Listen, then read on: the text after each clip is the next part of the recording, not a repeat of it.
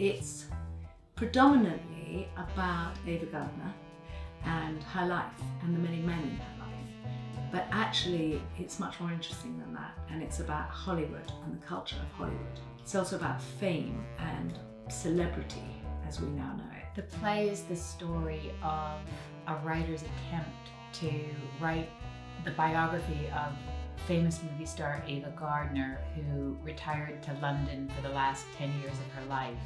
It chronicles the story of the year he spent in her company, trying to get stories from her to write this book. The wit and the humour that we witness in the writing is taken from Ava Gardner's real life conversations. I thought it was a very interesting idea to explore the nature of biography and to take a look at the movie business of her era and watch the efforts of this writer trying to get enough material to make a biography out of a often recalcitrant and unwilling subject. What motivates Peter Evans at the beginning is a lust for a story, which despite himself becomes lust for a connection and ultimately lust for real life. Inevitably, the two of them develop quite an intense personal relationship. What motivates Mickey and Artie and Frank, you'll have to come and see to find out.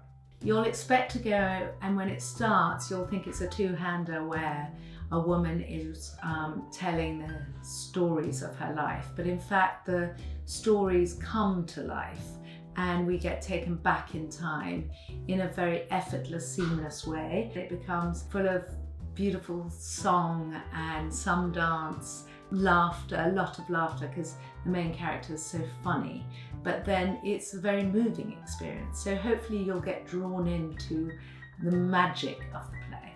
I really hope that people walk away with a real lift. It feels very entertaining, it's funny, it's very magical.